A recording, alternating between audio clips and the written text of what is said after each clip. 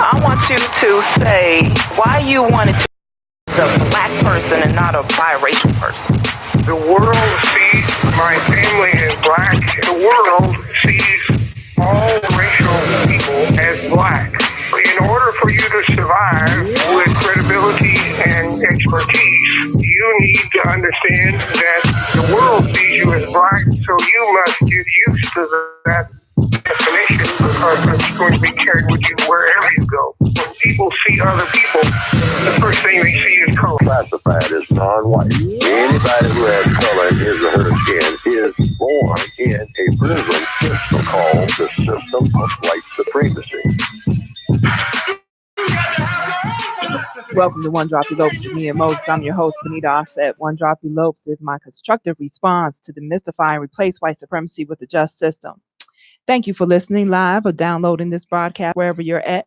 Whether you're listening to One Drop Elopes on IntellectualRadio.com, Facebook, YouTube, or any of our available 3 audio apps, iHeart, Spreaker, or iTunes, One Drop Elopes can be heard as a weekly broadcast on Intellectual Radio that streams live every Sunday at 12 noon Central.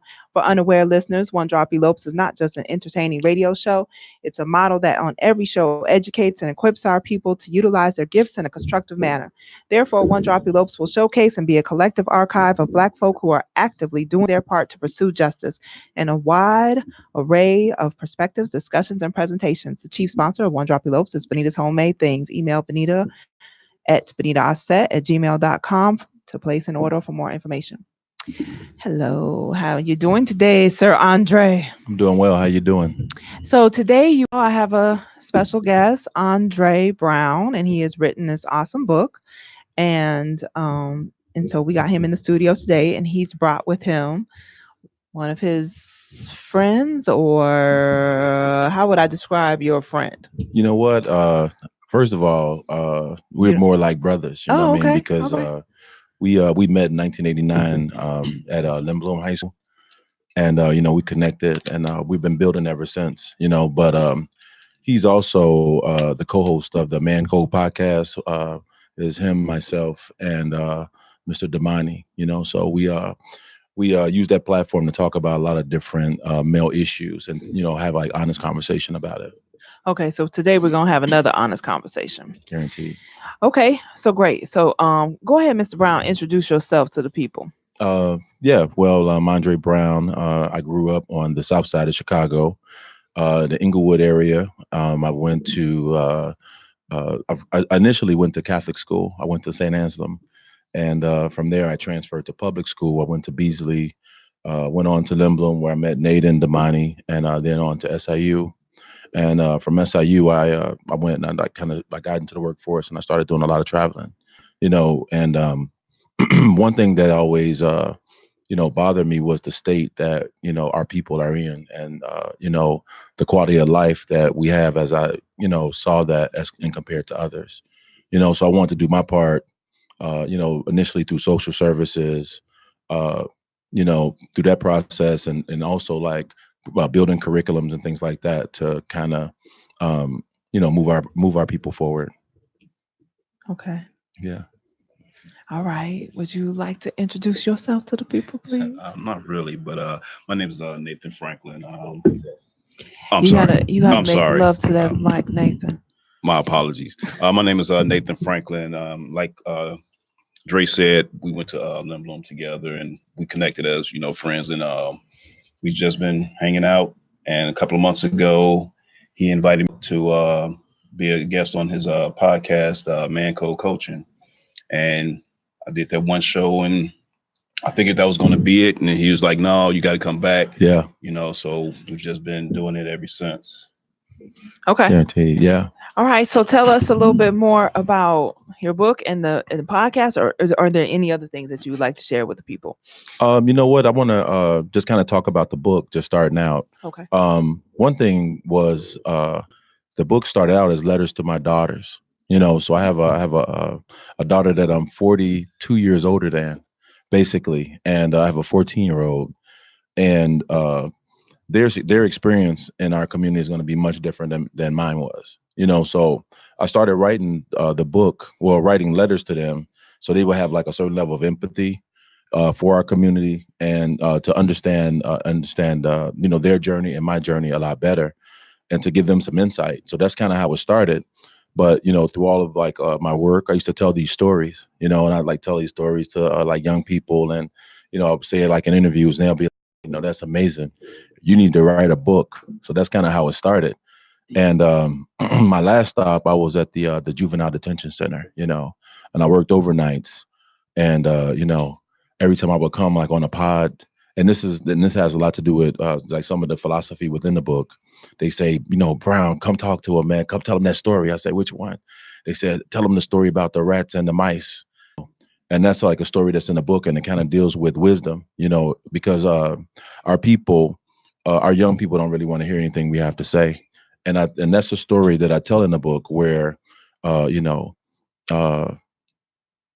it's a story about wisdom, and it's a story about looking at, our elders, having respect for them, and understanding that they have some insight about life that we don't have. So, Okay. yeah, so it's a lot of different. So basically, about the book is, it's like if we all were sitting here and we were like all talking and stuff like that, and then I said, let's go out. I'm gonna take you to this place, and we went to where I grew up at, and we knocked on the door, and then the 5-year-old me walked out the door, and then we went and we followed him for 40 years. So that's kind of like the theme of the book, and the lessons. The way I kind of set the book up was, you would understand where my mind was at the time where these different lessons came about. So yeah. And I was reading it to my son. I didn't get all the way through, Hmm. but we did read the rats and that first little story, and he was very attentive at that point. That Yeah. was it caused him to, he was like listening and like, whoa, that kind of stuff, reading when I read that part to him. Yeah. So, and it definitely wanted, it caused us to want to read more, and life just kind of got in the way of me. But it's a nice, easy read though. Yeah. And it's and not only an easy read, an interesting read. So hopefully our people will pick it up. I hope so. I think that one thing that's not really. Why did you title it that? Journey Journey of the of beta fish. The journey of the beta fish. Well, I've I'm a person. I really love our people. I mean, I have like a love for my people. I don't know when that started, right? I don't remember that, but I went to like Beasley Academic Center, and it was a school where it was like a lot of young African American teachers, and a lot of our alumnus. They were like doctors and things like that, and they like put that pride in us. I mean, at a very young age. One thing that I remember very vividly is my mom sitting me down. I was like, I can't remember the year, but she had me like watch Roots, and I'm like a little kid, I'm probably like 3 or 4 years old, and she had me like sit back and watch that, and that was like one thing that she would always do, and it gave me an insight to just my origins. That's where we came from on some level, what I'm saying? So that was one thing. So growing up in our community and seeing, like being in different situations where it's like a lot of violence and poverty and things like that, I was always told that this is how it is everywhere. But at the point where I started going other places and I realized that it wasn't like that, and I would come back to, where I grew up at, or come back to Chicago, it like really started to bother me. You know what I'm saying? So that's kind of like where the idea came from. The more I started understanding beta fish, the more that I was seeing that our situation was very unique. That's where, I wanted to title that. Okay, so what? I don't understand it. What am I missing? Like beta fish. Okay. So a beta fish means a person who is, because you told the story about becoming aware and conscious at a very young age. And how does that apply to beta fish? Okay, so the thing about beta fish is that beta fish are really solitary animals for the most part. They cannot be around each other. So you can have a tank and they can have other fish in there and they'll do just fine. But if you put another beta fish in the tank with the, if it's 2 beta fish in there, they're going to find each other and kill each other. Oh, okay. I didn't know that. So one thing about it is, even like when they mate, we harm each other. Is that kind of what you're saying? What I'm saying is, and this is something that I saw like when I traveled abroad, even when they mate, even when beta fish mate, you have to separate them immediately, because if you don't, they will kill each other. So I saw a lot of parallels between the betta fish and the communities that I've worked in and that I grew up in. Okay. So that was like really interesting to me. And the most interesting part about that was the fact that because the fish act like that, because these animals act like that, they're perpetually on the verge of extinction. So if we have like traits like the betta fish, then it's only a matter of time. And that's kind of how I saw it, and that's how serious I see our situation as being. Crucial, dire, Definitely, need help. Absolutely. definitely. And I think that there's a lot of things that there's a lot of things that cause this. I mean, I think like our quality of life, and things like that. It affects the way that we see the world. If we saw the world in a different space, and we had a certain level of pride about who we were, I think that we would not handle each other in the way that we do. So I wrote this book. It started off in like 2016, and I met a woman at on LinkedIn, and then we would get together at night and write, right? And we write, and that's kind of so I started like uh, it's been like a journey for me. So I'm gonna throw that out there. But we wrote from like November to January, and then it like went through the editing process, and then I put it out like probably like around uh, right around June. But what I will say about this is that after I wrote it, I started getting more insight about it, and I also started dealing with a lot of the emotions that I hadn't dealt with at the time when a lot of things were going on. You know what I'm saying? So I went back like and I cried a lot about different things that I had been through that I didn't cry about at the time when it was going on. You know what I'm saying? So in order for us to deal with stuff, we have to do it on our own. No, I think that we first of all we need to deal with different things that we choose not to deal with. We compartmentalize a lot of stuff, and we see a lot of things as normal. So we don't address it in the way that it needs to be addressed. You know what I'm saying? So mental health is a huge issue within our community, and Do you think if mental health was less of an issue, that you would have spent less time going home on your own crying about these things? I think that what made me cry the most about it was that I understood that a lot of men go through, just as people, but a lot of men go through stuff and they never come to this place where it's called the self-actualization point, to which they can sit back and look on their life and reflect on it, and the things that they've gone through haven't destroyed them on a certain level. You know what I mean? So it's like a lot of African American men who they realize a lot of things about their life and the maladaptive behaviors that they have, but they might be in prison at that point, or they might be like I have one friend, he's a drug addict. You know what I mean? But now now he's in his 40s, and he looks back and he said, and he understands where this drug addiction came from. You know what I mean? But now he's in it, and he's done like unspeakable things. The more I find out about it, as a result of this drug habit, like he's has poor relationships with the mother of his children, but he's had like a lot of reckless behavior, and he's done like all type of things to where he's stolen and lived in like abandoned buildings and things like that. But it all came as a result of trauma that he experienced when he was a kid. So the beginning of the book, it starts with my first encounter with real trauma, and the fact that I never went back to being the individual I was before that trauma occurred. You can't. You'll never be the same. And I think that I'm closer to that person now that I've like kind of spoke about it than I was throughout like probably like the last 30 years since it happened.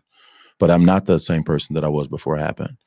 And one thing that when I talk about the book is that in order to understand why something happened, you have to understand the root of it. Like a lot of shootings and a lot of things that go in our community, it's just a symptom of what is going on.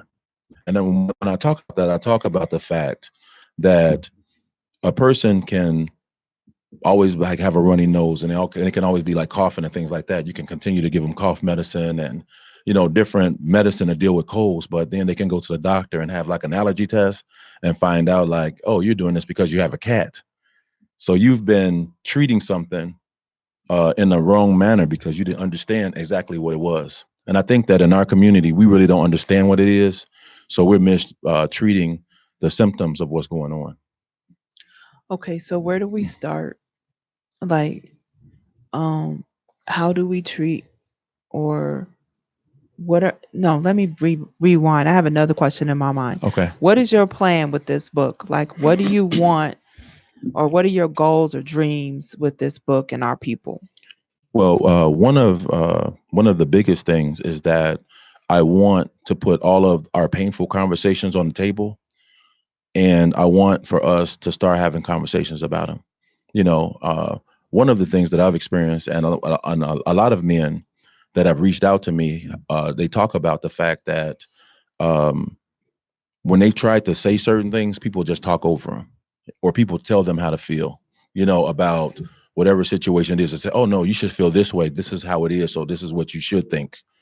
But it's like you're not being empathetic to what they've been through, or it's like a blanket statement of be a man. Oh, just be a man, or men do this. It's like at what point are we looked at as just being human, and the fact that we do have feelings, and when people can't address their true feelings and no one understands what they go through, that's something else that becomes like a self-destructive thing. And that's something, from doing research and working in different communities, that's something that a lot of the gay community have been through because they couldn't be honest about who they were. So it's like it made them more on some level more toxic, but some on another level more self-destructive. If these issues are not being addressed and no one is being empathetic to what the fact that we are targeted and things like that, then it makes a person feel neglected and make them indulge in more maladaptive self-destructive behaviors. So I think the first thing that I want to do is I want to put painful conversations on the table so that we can start dealing with it and having conversations about it. But another thing I want to do is put this on the table, and for these communities or these individuals that come into our community and profit off our pain, I want them to understand what they're dealing with. I want them to really have like a certain level of empathy when they're dealing with us, so they don't go and they put our kids in poor situations because they don't have the patience to deal with what we're going through. I like the concept of putting our having real conversations and having honest conversations about pain. Yeah. And we need to start that at a young age. The other day, normally my son, he's the co-host, but he has some work that he needed to do. Mm-hmm. A friend of his gave him a gift, and I said, take it back. And then he was like just really sad about that because he was trying to just be a child, Mm-hmm. just enjoy life. And it's not the gift wasn't even all that important to him. It was the fact that somebody actually took the time and said, hey, you can have it. And he's new to the school. He's trying to build new relationships. And so he was really excited about that. Hey, mom, they gave me this. Guaranteed. But in my head, you're a little black boy. Yeah. And what if that little boy stole that from somebody and they're going to come back and put that on you? And now your ass is going to be in trouble and you're going to be locked up or something worse. Mm-hmm. So that's where I go with it. Yeah. And I go there with it because of the life that we live in now. Yeah. They can have a blissful life. Like they can have a blissful life. We can't have that blissful life. We constantly have to be on guard at all times of things. As I don't have a little white boy, I have a black boy. Yeah. Who actually the cops are not even going to see as a boy, they're going to see as a man. So I have to rear him in that uncomfortable space all the time, his whole entire life. And then yesterday I was chilling with some friends, and one of the girls is considers herself to be biracial, and they was telling a different story. I said, and so I just started asking her lots of questions. I said, have you ever in life felt the bliss that white people feel? I said, I've never felt that. Never. Like when the cops come behind me, I don't ever get the comfortable feeling of, oh, I ain't have to worry about this. They ain't doing nothing to me. Right. I don't get that feeling. And so black folk live life where they're never, ever, ever blissful. Yeah. And the part that started that conversation was, it's real easy for me to kick these conversations off. I live for that. But the part that started the conversation was they said, hey, do you guys want to go to this kind of like a haunted house type of thing Mm-hmm. downtown, for grown-ups type of thing. And so the brother in the room, I mean, we were all black folk in the room, right? Mm-hmm. But her husband, who is 100% black, he says his response was, "Nah, I'm not comfortable with that. I don't need that in my life. I don't need Exactly. somebody to scare me." And I said, the reason we don't need to be scared is because we live that life. Exactly. I said, white folk have never experienced that. Yeah. They don't live that life. Yeah. So they come up with all these different activities to get that rush, that fear, because they Yeah. don't live that. That Exactly. they don't experience that. They don't have that. They Exactly. straight live blissful. And if we didn't have white supremacy, if we didn't have a life where we're constantly dealing with these racial matters, then things could be more balanced. Maybe we more just. Maybe we one day might experience a blissful day, right? Yeah. But until then, if we ignore these conversations or Mm-hmm. if we don't have them on the table, if we then will we ever reach that point? Is my question. Like, will Um, we ever, or is it even important for us to work towards a blissful life? I think that and that's something that is painful for me. To the And this is painful part why is not ever one of that. one of the thing is that I've never done, like, oh, maybe a couple of weeks ago I did for a friend of mine. She's amazing. Um, I never have had a real author talk about it because, like I said, I have been crying a lot, probably like for the last few years because I'm not in a place where I'm surviving anymore. You know what I'm saying? So I'm in a place. I think it's a big difference between surviving and living. And it was a few years ago where my partner was pregnant, and I had like all these jobs. Like people who know me, they know like, man, this dude got like 6 jobs. You know what I'm saying? That's like that was my thing. And she was like, I was going out. It was like a Thursday night. I wasn't making a lot of money, but it was like, this is like my stability. You know what I'm saying? And she was like, you don't have to keep going out and stuff like that. I would prefer that you're here. And her personality is that she doesn't like really put her foot down. But it's like when you know someone, sometimes it's like it took me a second. And it's like that's her way of saying, you need to stay home. You know what I'm saying? And I made a choice. I said, well, this is gonna be the last time that I do this. But I had like a lot of time to think about that and kind of take a step back and say, I really don't need to do this, but this is like something that I'm accustomed to because I'm always on the brink of, if something happened, I'm going to be like, in a poorhouse or something. So when you don't have everything you need, with the Maslow's hierarchy of needs, as far as like being safe and having like a place to stay and all that, you overcompensate in different ways. And people don't understand that.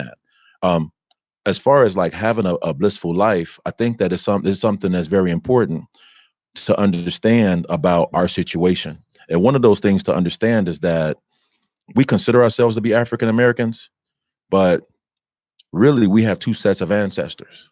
You know what I mean? And this is something that I've come to understand is that we have two sets of ancestors. We have the ancestor that's the mass murdering rapist, and then we have the ancestor that was the one that was molested and raped and oppressed.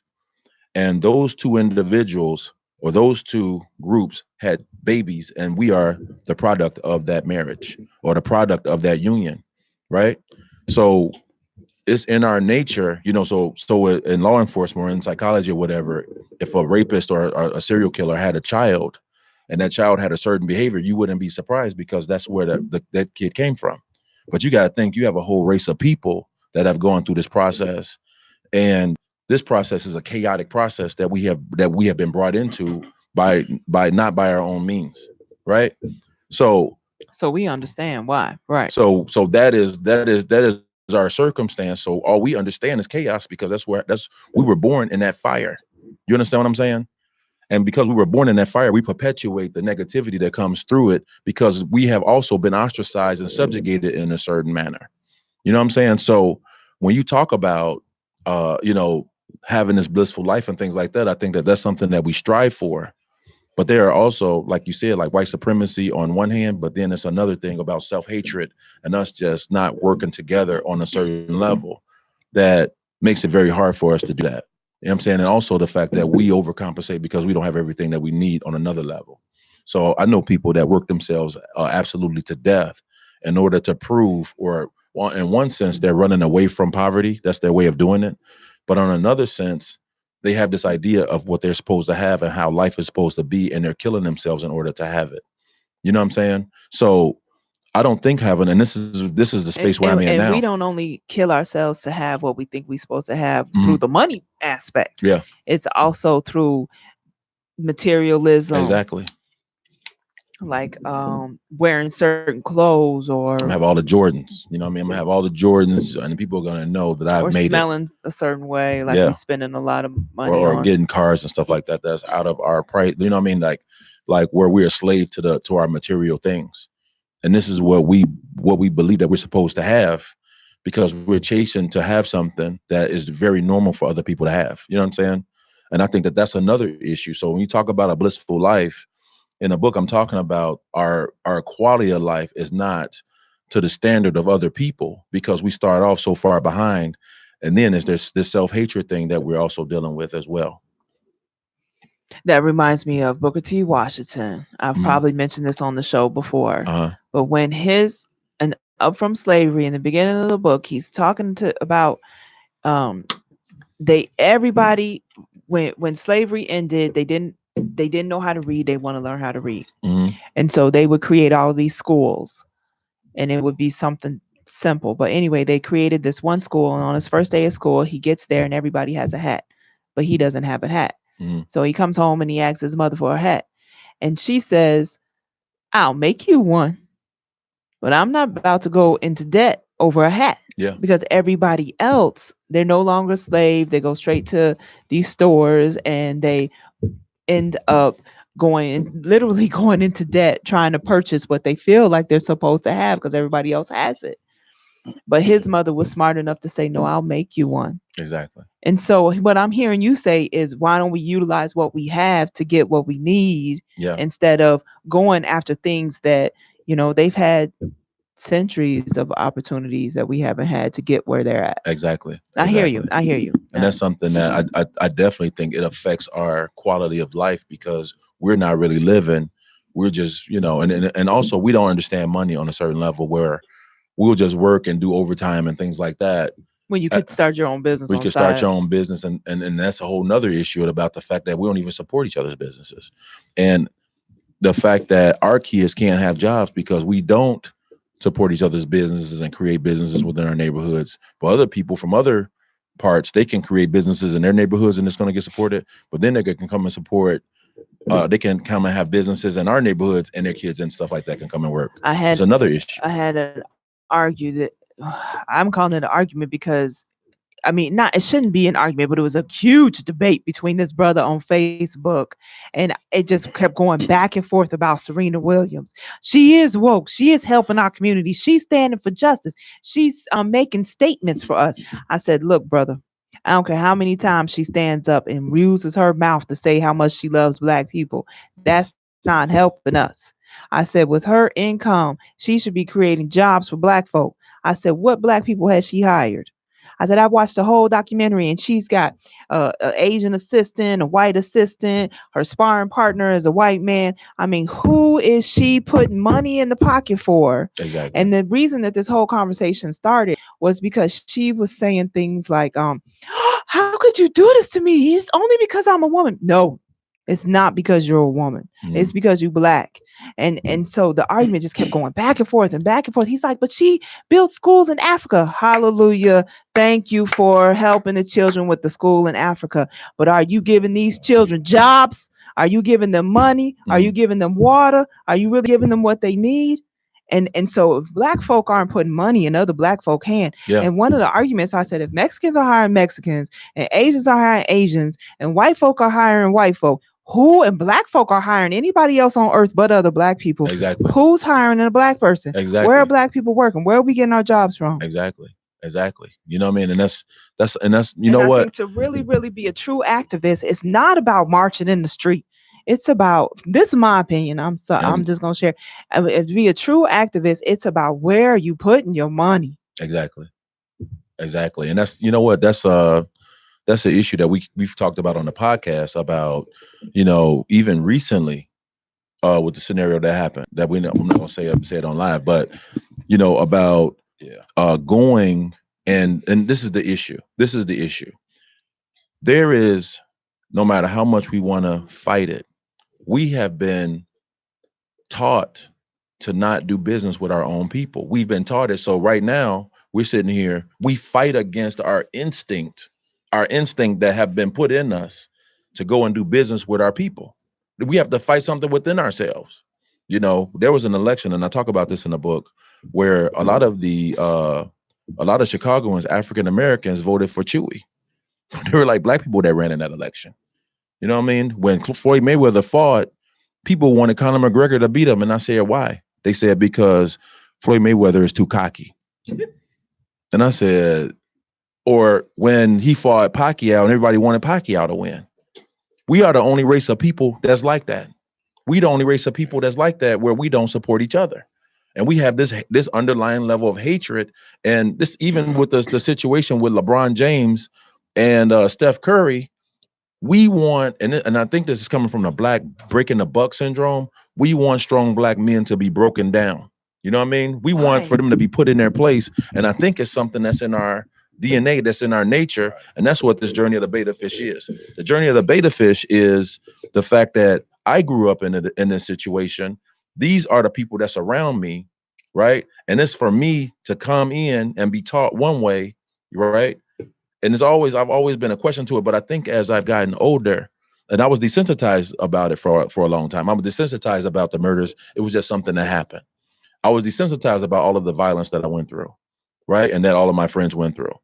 But as I've gotten older and I understand the state that we're in, I've become more thin-skinned to it. I become more thin-skinned to the fact that our young people can't find jobs. I become more thin-skinned to the fact that we are targeted by the police. I become more thin-skinned to people that will not stop watching football, even though it's in the best interest of our people. You know what I'm saying? I become more thin-skinned to it. You know, and this is that's something when you say that, and I want to commend you for that, because I think that's a very admirable thing to come on a podcast, which, regardless of how many people are viewing it today, it goes into the archives, bro. And so somebody 20, 30, 40, 50 years from now can be like, this brother was talking about how he cries. Yeah. So, because that's one of those things where you know, are you a man if you don't cry type of thing? I mean, you a man if you cry. So it's very brave, I think, is what I'm saying, for you to make that acknowledgement. Like, this hurts. It hurts me. It hurts me. It hurts me in a lot of ways. And I think that my friends, they're not used to seeing me cry a lot.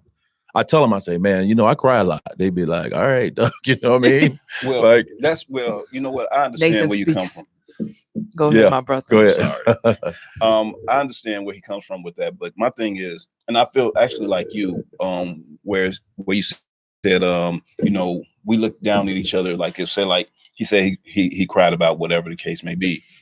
I see it like this: you're a person, and we've been browbeaten to feel like we can't do this, we can't do this, we can't show any type of weakness, and that's not the case, because everybody has a breaking point, regardless of how much they can take or how little they can take. But we always tend to beat the man down because they're showing what we consider to be a sign of weakness, and as opposed to how we should say, well, you know what, hey, that's cool, because we'll joke around when Dre says that he cried about something, whatever the case may be, but he knows that we truly understand what he's saying, and hey, it's cool, I feel you, you got to do what you got to do, because you have to deal with it however you did. And I actually read Dre's book, and each story that he actually told, it was like I was there. So a lot of things, actually, I don't think I knew anything in this book about him personally until I read it. And then, he opened up more because we would do the podcast, and we would, we started hanging out a lot more. So it's easy for a person to say, hey, you shouldn't act like this, or you shouldn't do this because of this. But in actuality, everything that we do, in most cases, everything we do, however you want to say it, is because of it's what society deems. It's not what we deem, but it's what society deems. Exactly. And that's what we go with, as opposed to going with what we truly feeling. Right, exactly. What's the spirit saying inside you? Exactly. Listen to that. And that's where I think that I've been more close to that than I've ever been. You know what I'm saying? And even with these brothers, at first, I think we had like a mixed idea about what the podcast was going to be about. And then one night, we were like talking, and I said, I don't care if nobody watches this. I don't like this. And that's how I feel about this one. I know I'm building an archive. Yeah, it's like I don't care if nobody watches this, and this is like my mindset, and this is like something that I talked about recently. I just had a situation, and I think that you might have walked away when I was talking about it yesterday. But sometimes it's not about whether you win or not. It's about the fact that you fight and that you don't accept the situation that you're in. And that's what this situation is about. It's like we don't have to sit back and we don't have to assimilate. We don't have to tolerate the situation. We don't have to say things that people are going to be comfortable with. And the thing about the book is that it's going to make some people very uncomfortable. You know what I'm saying? Because our situation is so dysfunctional, and there's so many different levels of oppression within a community that doesn't have what it needs, that anything that an individual has can be used as leverage to control somebody else. And that is the reality of the situation. You know what I mean? And I'm going to take this a step further. Anybody who works in this field or works with, people on a certain level, they understand that maladaptive behavior comes out of trauma, right? That's where it comes from. And anybody, I don't care who they are, they understand that. So I'm going to say this. If that is the case, and I'm going to step away from that for 1 second. If you had kids that was all over the city and they were all getting diarrhea, right? And they all from all over the city. And you sit back and you're like, man, there's a lot of kids that's coming in from this age to this age that get that are having diarrhea, right? And they all live in different places. But then you find out that they go to a certain school. The first thing that they're gonna do is they're gonna go to that school and they're gonna go check the water, and they're gonna check the cafeteria, right? So they're gonna figure this out. That's simple. They're gonna figure out what these kids have in common. And once they figure it out, then they're going to go and they're going to start investigating. And they're going to eradicate the problem. They're going to eradicate the problem. This is the thing about this. With all of this stuff that's going on in the community, right? As far as individuals doing things that put their lives in danger and kill people and all of this stuff, all you have to do, and I'm not a doctor, I'm not a person that's like, on a high level educationally, whatever. I'm not common sense tells you. But this is common sense. This is common sense. All you have to do is go and find out what these kids have in common. That's all you have to do. You know what I mean? And if you understand that this comes from trauma, then you have to figure out, where's this trauma coming from? And once you isolate that, then you can start dealing with it. And I'm just a regular person. People understand that this is the scenario. So why is it not being dealt with on a certain level? Whenever there is, and I say this, and we always talk about this on the podcast, when there is a weaker, no persistent defense, there is excitement to attack, conquer, and destroy. So if there's a loophole or something like that people can exploit, they're going to exploit it. And if these young people are being exploited, then we have to find out who's exploiting them and deal with that on that level, because that stuff is what's going on. That stuff is what's going on and affecting our community in a certain way. And I think that needs to be addressed, and I think that this is something that we sweep under the rug. So, and the enemy is not, and the enemy hasn't even swept it under the rug. The enemy is very aware of it. Congress. I'm not trying to insinuate that Congress is the enemy, but we know the truth. Mm-hmm. Right. Congress has said that slavery was bad for Black folks. They have admitted that. They have admitted that Jim Crow was bad for Black people. They've admitted that too. Mm-hmm. They at the bottom of that document, though, they say something to the effect of, "Don't come asking us for any money or compensation. Yes, we were wrong, but we not going to. This is our apology, but it ends there." Mm-hmm.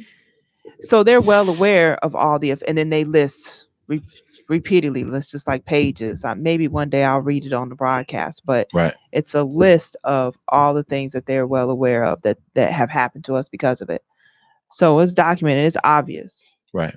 But it doesn't matter. I mean, that's the thing. Because it doesn't matter to them. Right. Because look at the other groups that's been given reparations. We're probably the only exactly ethnic background that hasn't gotten anything. And it's like, okay, well, yeah, we acknowledge it, but like you said, okay, that's about as far as it's gonna go. And it took them a long time to acknowledge it. Like I think that was maybe put out a few years ago, or maybe 2008, 2009, 2010, something like that is when the acknowledgement came. So yeah, they have no desire No, because whatsoever. the thing is, and actually Might have have even this been before, because I conversation. think it was before Obama even became president. You know how people are always like, Obama did this and that for black people. Hey, he wasn't the No, that's president a that even different. acknowledged that though. Right. Okay, but Yeah, go ahead. that's a lot of different, whole Anyway, different right, subject. right. We'll But be here for another hour on right, that, and we ain't got that kind of time today. exactly. But I have conversations at work with a group of my coworkers, and we talking about the same thing. It's like, well, if you throw something out to a black person, no matter what happens to them, slavery. There's nothing worse. No matter what happens to them, you can throw them a little bone, and they're good. As opposed to saying, no, hey, look, that's not right. Sure, you're acknowledging it, and that's all you're doing. You're not doing anything to rectify the situation. And then Exactly. it's like they'll try to, oh, well, we understand. No, you really don't understand. You're just saying that as to console us, to try to stop what you think is about to happen. But that's all you're doing. And we as a people, we will say, you know what? Hey, they acknowledged it, so that's good. We're making strides. No, we're not. They're just Exactly. telling you this just so you can sit Just so you down can go and shut up. And right, this, right. It's you like know what, like and you said, throwing us a bone. you know what, I think that you can even take it a step further. We have all of these different crimes that are committed in our community, right? And no one understands why these crimes are taking place or why they're being unsolved, right? Now we are in the most powerful country on the entire planet, and the way that I know this is because I've gone places and I talk about it in the book where I understand that these other places are colonies of the United States. And I don't care what anybody says that's watching. Japan is a colony of the United States. South Korea is a colony of the United States.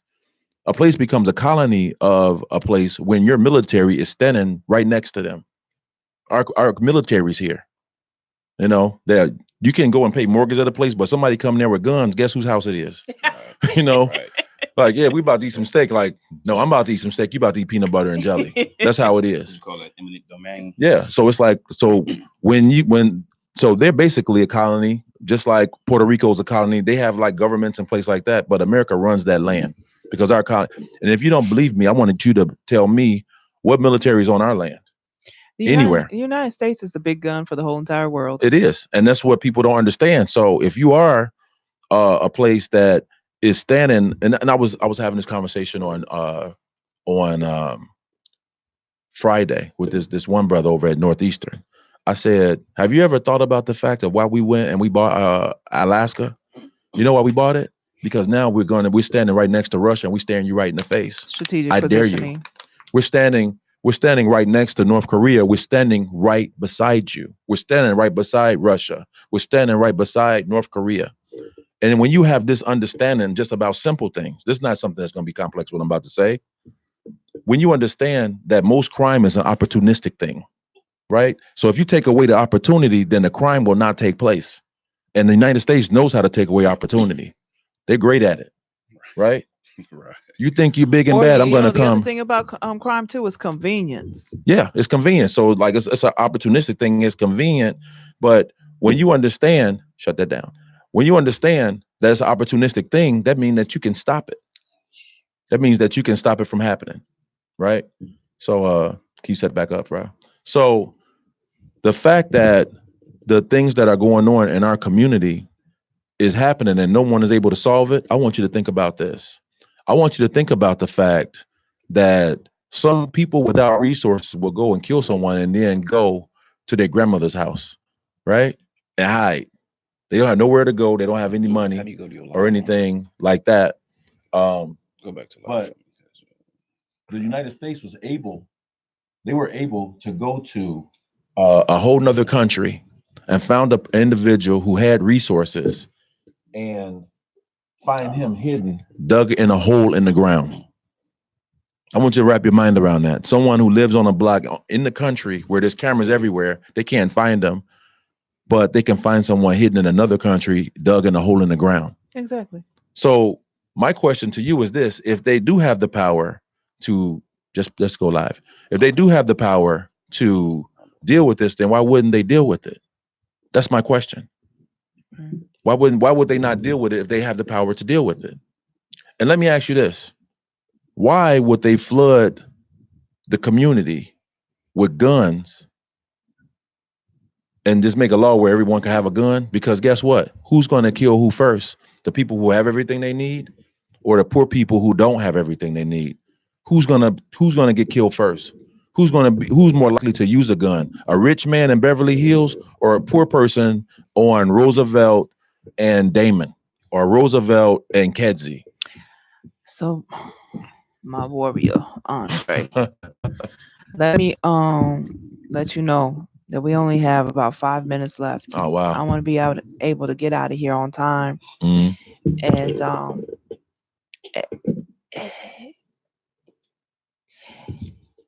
I can have these conversations all day, every day, and I will never get tired mm, because, like I say in my intro, we are all born people of color. All people of color are born on in the prison system. So we should never, ever, ever stop having escape meetings. That's why I labeled it one drop, all black people, elopes. So we should never stop having escape meetings. mm. You know, it should never be so blissful, shucking and driving shucking and jiving in the Right. prison, so that we are like we comfortable here. We just gonna chill. We gonna be happy. And I used all these different movies to try and use that analogy, like the Maze Runner.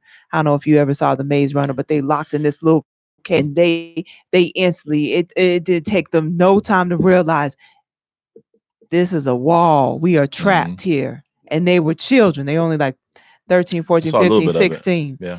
And they worked out a plan of two, one, survival, and two, escape. And they worked that plan as long as it took.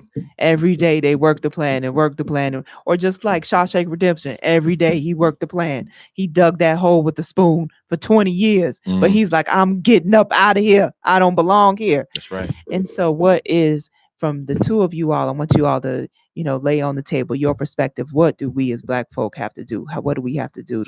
What's our escape plan? You know what? This is something that I say on the last page of my book. This is like one of the last things I say. Um, I say that when I grew up and I had like a lot of like really traumatic experiences, a lot of issues with violence. But one thing that happened to me was uh, there were situations where people came for me and they thought that, and this is something that just happened recently, where they came for me and they thought that it was going to be easy, right? But one thing I knew in those moments, I knew that the one thing that I had to do was I had to resist. I had to resist, and I couldn't just allow whatever was going to happen to happen. And the more I resisted, the more doubt that came into their mind about whatever they thought was going to happen as a result of coming towards me or trying to take advantage of me, right? And then they would try a little bit harder, and then I would resist a little bit more.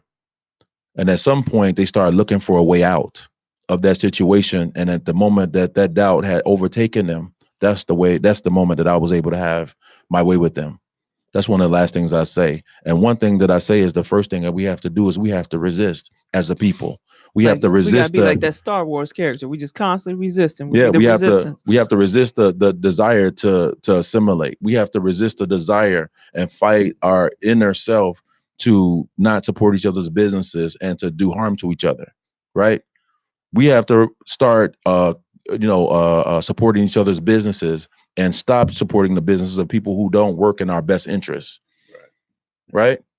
And the more that we resist and the more that we stand together as a people, then the ignorant people are going to dwindle down to where there's very few. And the people that don't want to support our interests, then we're going to get them out of our neighborhoods, and we're going to start building our own stuff. We have to start working to keep our families together and hold those accountable who are using privilege and other things like that to oppress our people. And that's what I say. That's my vision for this book. That's my vision for our community. But the first thing that we need to do is we need to resist. We need to stand together, and we need to keep our families together. Nathan, you have a skip share You with know the what? people. I think our first step would be knowledge of self. Because once we realize who we are and know what power we have, I think that would make a big difference. And as Andre was saying, we need to support our own, get our own, kick out anybody that's not one of us, because they're making all the money and they treat us any kind of way because they know regardless, they're there and we're going to come spend money with them.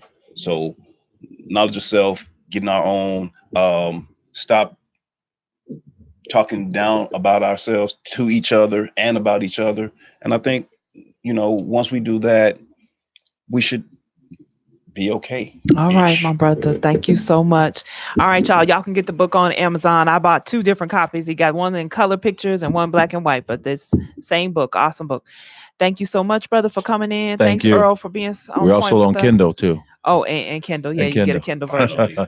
Okay. Thank you all so much. This At gmail.com. Thank you. That's capital BENITA, capital AUSTT at gmail.com. Benita will be happy to respond. Join Benita Bassett Sipping Tea with Me live every Sunday at 12 noon Central Time on IntellectualRadio.com.